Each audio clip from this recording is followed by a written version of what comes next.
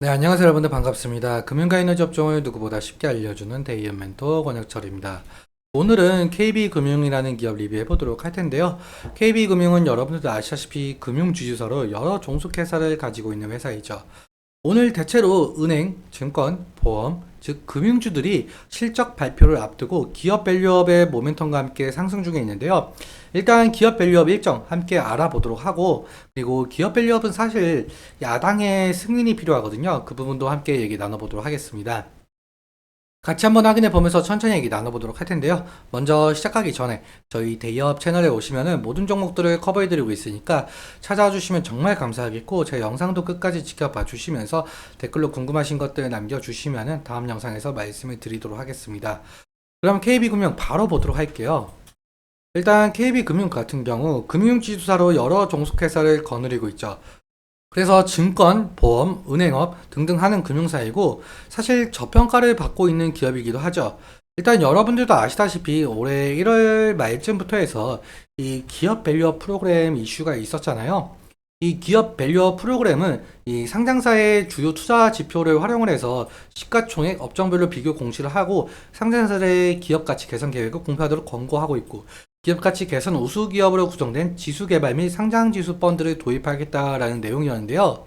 그러니까 저평가되어 있는 기업을 가치 개선을 시킨다라는 정책이었죠.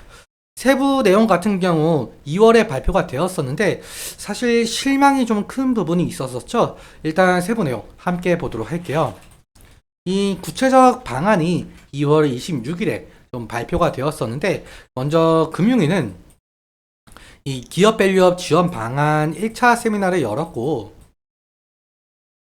한국 증시 저평가 해소를 위해서 이 7월부터 상장사들에게 기업 가치 제고 계획을 스스로 공시하겠다라고 밝혔고, 그리고 다음 달인 5월에 2차 세미나를 열어서 6월 중으로 최종 가이드라인을 확정을 한다라고 했죠. 공개된 방안에 따르면은 약 1,600개에 달하는 전체 코스피, 코스닥 상장사는 기업 가치 제고 계획을 스스로 수립을 하고 연 1회 자율 공시하도록 하게끔 만들었죠. 그리고 기업 가치 개선 계획에는 이 현황 진단, 그리고 목표 설정, 계획 수립, 이행, 평가, 소통 등의 내용이 담겨져 있었습니다. 그리고 매년 백서 발간 및 우수 기업을 표창을 하겠다라고 하는데요. 사실 기업들 공시는 이 하반기부터, 실제 지수 개발은 3분기부터 완료가 되고, 공시 인센티브 같은 경우 내년부터라는 내용 때문에 실제 시행 시기까지는 너무 멀었다라는 평가를 받으면서 기대에 미치지 못한다는 평가가 나오면서 실망 매물이 상당히 쏟아져 나왔죠. 그리고 이 기업 밸류업에 대한 제동이 걸릴 수 있다라는 내용이 나왔는데요. 야당인 민주당 측에서는 이 정부의 밸류업 프로그램을 반대하지는 않았으나, 민주당 측은 이 소액주주 권익을 위한 정책, 즉 기업들의 반대가 상당한 내용을 가진 정책을 공약으로 내세웠었죠.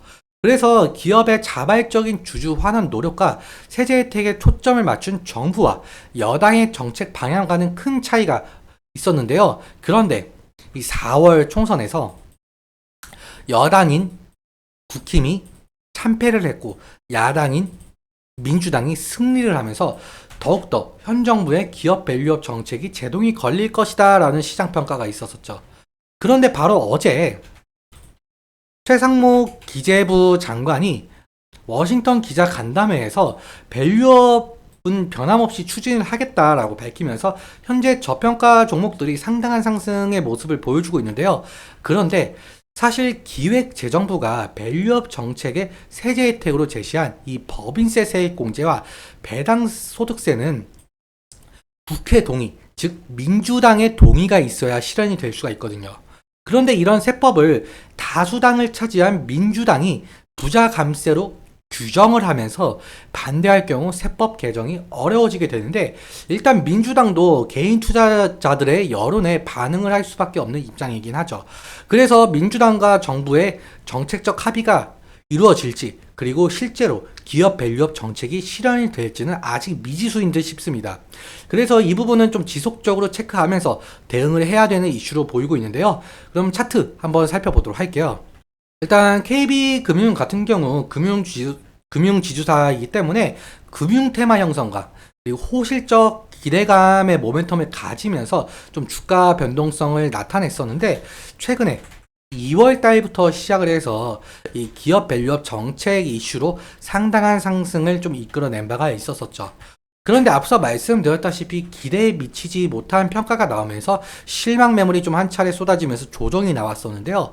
그런데 오늘 이 기업 밸류업을 다시 시행할지도 모른다라는 그런 뉴스가 나오면서 좀 10% 이상 좀 상승을 한 모습을 보이고 있는데, 아무튼 지지라인 같은 경우 제가 미리 선을 좀 그어놨습니다. 이제 1분기 실적 발표가 얼마 남지 않았죠. 일단 금일 흐름 같은 경우 심리선이 20일 이평선을 좀 돌파해주고 있는 모습을 보여주고 있는데, 그렇다면 일단 20일 이평선 부근이 지지라인이 될 가능성이 높을 것 같습니다.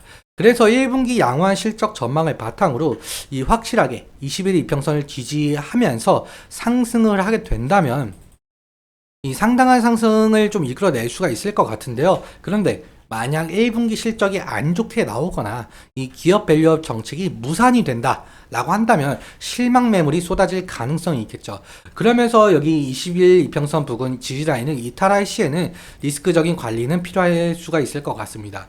그리고 사실 기업 밸류업 정책이 야당의 반대를 무릅쓰고 시행이 될지는 아직 모르겠지만, 만약 이 기업 밸류업 정책이 시행이 된다라고 한다면 현재 저평가를 받고 있는 금융, 즉 증권, 은행, 보험이 테마를 형성하면서 지속적인 상승을 좀 이끌어낼지 그 부분도 함께 살펴봐야 될 것 같은데요.